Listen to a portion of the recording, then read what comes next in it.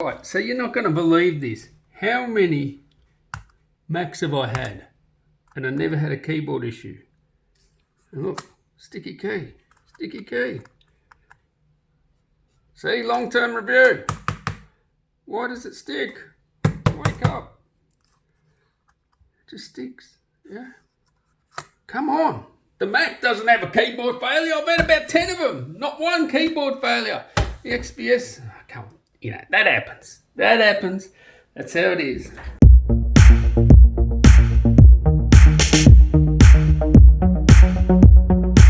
So this comes with Windows 10 Home. What the? Come on. Let's get rid of that Windows Home. Let's get some Windows Pro. Copy and paste my code from the description. You can also get Office 2019. Just paste my code.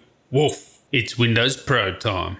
Righto, tellyo there champs. Now let's see how the XPS 15 performs long term. Has it been fixed? Has everything been fixed? I'm going to go through my content creation benchmarks and I can tell you, oh my God, so close to the Razer, like just as fast as the Razer. And that Razer has an RTX 2080. That I need to remind you of that. RTX 2080 XQ. You know, half the memory, 4 gigabytes, 1650, GTX 1650. So it just shows you when you see the benchmarks that, you know, the XPS punches above its weight class. I can tell you right now for content creation. And another thing, not using the studio drivers. I'm going to do an advanced setup. If people want to know about the advanced setup, how to put a new SSD in there or just to wipe it and put fresh Windows copy in there, let me know. Give me a like, give me a comment. You want it? And I'm going to do that advanced setup. And actually this advanced setup will work with any sort of laptop. How to get rid of that crappy factory, you know, Windows 10 and put a fresh copy and, you know, control the drivers yourself. I should be able to put a studio driver in there. All right, champs, before I get into this, have a look at this Intel video, XPS 15, the star of this video, Intel's new video. I'm not going to say it's funny. It's not funny, I don't think they're trying to be funny with this commercial, but it stars the XPS 15 and a good choice there. DPC latency, no problem anymore. They fixed that with the latest BIOS. I am on the latest BIOS. We'll have a look in a sec. But you can see here the battery. Now I left that overnight and I opened it in the morning. It was like 24% or something like that. So yeah, that drain on the battery when you close the lid, not fixed. The sleep issues are still there. You can see my latest gaming review. No problems with the gaming as well. So everything's fixed except for that sleep sort of issue. Now, if you want to update to the latest BIOS, you go here, you just go to the web page. You have to be on a new XPS 15, which is new, maybe in 6 months. I'm not going to say new, but whatever. And then what you do is once you're on the product page, you go to drivers and manuals, which just basically takes you down to the bottom of the page. See, it's the same page. It just takes you down the bottom. It's just a link to the bottom of the page, if we can get there. And you go to get started. You can also use Dell Updater too. So if you just type in, you know, search Dell Updater, yep, update, just open that up and that'll take into Dell Update. And as you can see here, we've got the BIOS. What BIOS we got? BIOS 1, 2, 3. I'll check if there's a new one now, but yeah, that's just, you know, I'll close that. And yeah, this is Dell Updater. Then you just go check for updates and it'll do it automatically. But if you can't do it automatically, you just got to go here, download drivers. What we want to do is say, yep, okay, so let's see. You want to download these ones that say urgent. What's the latest BIOS here? Let's just have a look. Have a look-see. And we got 1.23, which is the same one, right? Now, the reason I haven't done my fresh advanced install yet is because they don't have Premiere Color on here. And Premiere Color is an awesome app because you can calibrate if you have the X1, X-Rite or whatever it is, calibration tool, colorimeter. You can actually use Premiere Color to calibrate the screen. And so far, I don't think Premiere Color's there. So anyway, you would update there or you would just let Dell do the automatic updates. When we do the fresh install on the advanced setup, you know, that's another story. So anyway, let's get into these benchmarks and see how this performs. And I will show you here. If we go to the old benchmark. So here, this is the Razer RTX 2080. Let's go to the XPS 15 retest. Look at this. Not going to believe it. I swear to God, not going to believe it. Let's snap. Boom. Look at that. Not much difference, right? RTX 2080. Oh my God, that is crazy. That shows you the XPS 15 is amazing for content creation. That's why I rock it. There's more powerful gaming laptops, everything like that, but come on, what's the difference here?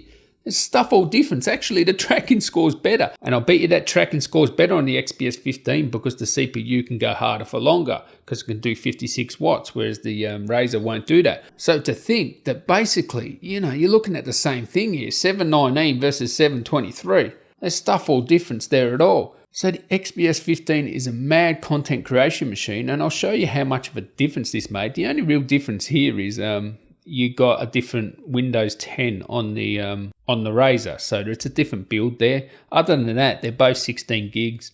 They're both the same i7. The old XPS score before the BIOS, let's have a look at that and look at the difference, right? And that's just the latest drivers, the latest Windows build as well. That might have helped out a bit, but also the latest BIOS. So that is a big difference there, right? Massive difference. If you put 32 gigs in this XPS 15, those scores will be higher because this is a RAM sensitive sort of benchmark. After Effects loves RAM. So that is awesome there. Now, if we look at Photoshop, you can see my old score for Photoshop with the XPS 15 was 729. I got 709 now. So that's just within sort of margin of an error. And you can see with the, it's competitive with the arrow there. And this is, of course, Photoshop. If I just look at the Razer score for this, and this is the Razer with the RTX 2080, and yeah, you can see there, it's in the GPU score where the difference is, okay? GPU score 74 versus 63 on the XPS 15, but the overall score, not much difference, 760 versus 709. I mean, unless you're using a GPU filter or GPU effect, the XPS 15 is going to perform as good as, the Razer.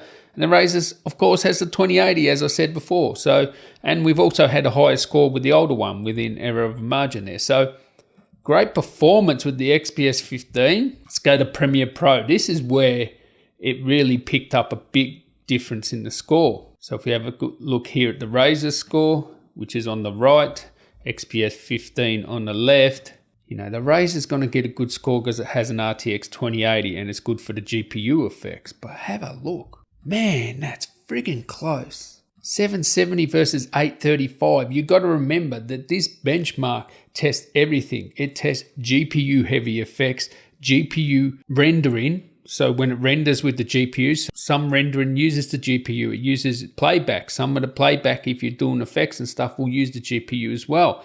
And to consider that this XPS 15 is so close to the Razer. All right, the Razer wins here, but it's got an RTX 2080, and that's where the difference in the score is, those GPU effects.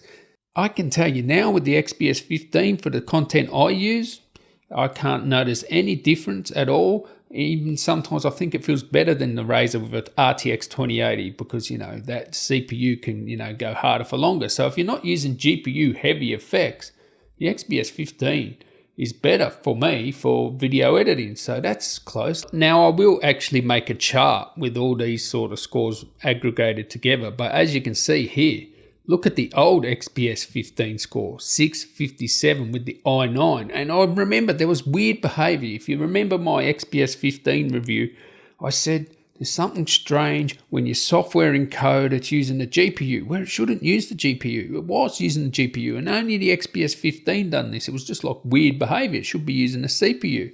Now that behavior has completely changed with this BIOS update. Don't know what's happened, but it's obviously made a difference here. I mean, look at the score, 770 versus 757. You saw how close it was to the Razer, and with the Aero, it's close as well. And the Aero, it's only going to be those heavy GPU effects where the Razer or the Aero, pulls ahead there. And yes, this is all with the minus 100 millivolt. That's to be fair. So this BIOS update has done quite a lot. Not just for gaming, but for content creation, the drivers too, and a new Windows build. It's done quite a lot. I've been doing this, for about 20 minutes, been talking here. The video won't be 20 minutes long. I've lost like 2% battery. DPC latency, no issues recording into this XPS 15, so that's pretty cool.